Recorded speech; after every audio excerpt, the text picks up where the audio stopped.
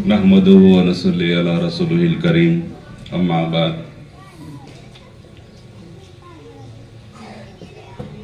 हमारा मुल्क 15 अगस्त 1947 को अंग्रेजों की गुलामी से आज़ाद हुआ, लेकिन अंग्रेजों का ही कानून था। इसलिए हमारे अकाबिर उलमा में खुसूसन हज़रत मौलाना अबुल कलाम आज़ाद रहमतुल्लाह अलैह और उमूमन डॉक्टर भीमराव अंबेडकर, इनकी क़यादत में, इनकी रहनुमाई में 26 जनवरी 1950 को आइन नाफिज किया गया। इसलिए हम हर साल 26 जनवरी को यौम जमहूरिया मनाते हैं, यानी कि इंडिपेंडेंस डे, गणतंत्र दिवस हम हर साल 75 साल से मनाते आ रहे हैं।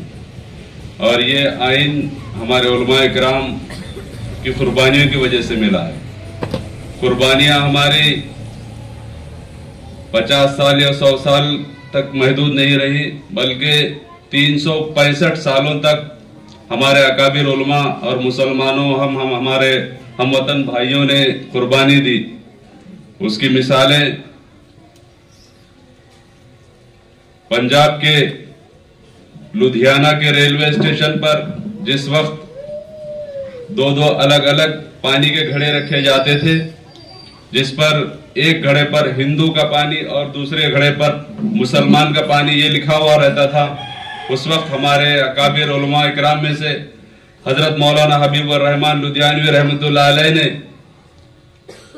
तमाम हमारे वतन भाइयों के साथ मिलकर इसकी गुलामी की आजादी के लिए पहले वो मटके, वो घड़े स्टेशनों से फोड़े और वहां से अंग्रेजों से लोहा लिया।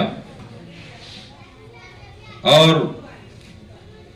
हालांकि हमारे इस भारत के आइन को दागदार करने की कोशिशें हो रही हैं, हिंदू मुस्लिम में नफरत फैलाने की कोशिशें हो रही हैं। 1857 में 5 लाख मुसलमानों ने अपनी शहादत दी। हमारे दीन इस्लाम ने हमको सिखाया कि देश पर जब भी खतरा हो हमको आगे आना है, जिसके लिए हम आज भी तैयार हैं। इसीलिए हम हमेशा ही हमारे हमवतन भाइयों के साथ हर प्रोग्राम और हमारी हर खुशी उनके लिए बांटने की कोशिश बराबर करते रहते हैं।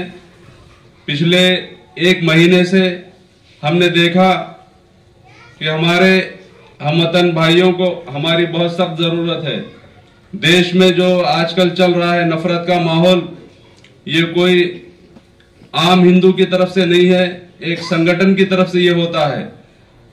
पिछले दिनों हमारा गुरुद्वारे में जाना हुआ, वहां सभी ने मोहब्बतों से गले लगाया। आश्रम में जाना हुआ, वहां सबने आगे बढ़कर गले लगाया। और इसी तरह ईसाई मजहब के लोगों से हमारा मिलना हुआ, वो बहुत खुश हुए। हमको सब मिल करके यूनिटी कायम करना है।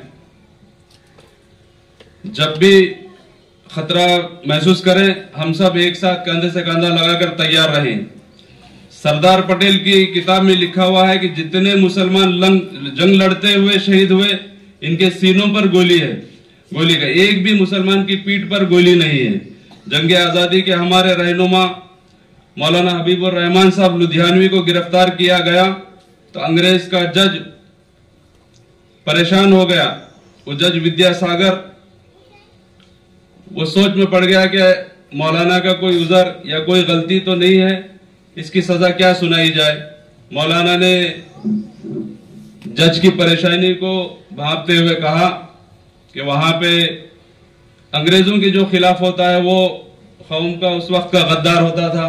उन्होंने भरे मजमे में ये कहा, जज विद्यासागर, मैं आपकी परेशानी और मजबूरी को समझ रहा हूं, इसलिए मैं आपको बताता हूं कि ये अंग्रेज के जो भी कारनामे हैं हम उसके खिलाफ हैं।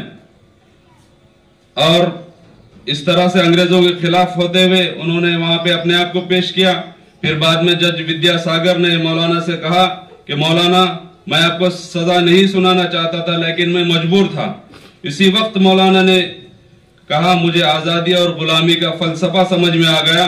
कि तुम जज की कुर्सी पर बैठकर भी गुलाम हो और मैं कटहरे में खड़े होकर भी आजाद हूं। हम इन बुजुर्गों के औलादे हैं, हमारे अकाबरीन ने अपना लहू दिया, तो जो उस वक्त के हम अंग्रेजों से नहीं डरे, तो अंग्रेजों की नाजायज औलादों से हम कभी भी नहीं डरेंगे इंशाअल्लाह।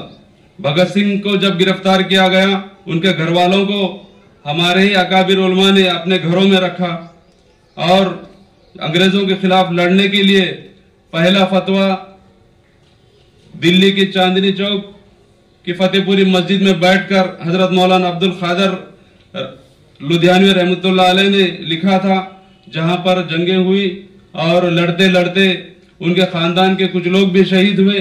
दिल्ली की फतेहपुरी मस्जिद में हजरत मौलाना कादर लुधियानवी रहमतुल्लाह अलैह की बीवी की मजार आज भी वहां पर मौजूद है। हमने इस मिट्टी को अपने खून से सींचा है।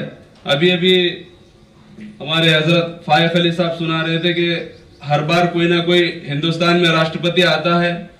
आज भी हमारी खुशियों में शामिल होने के लिए दिल्ली में फ्रांस के राष्ट्रपति आए हुए हैं। हमको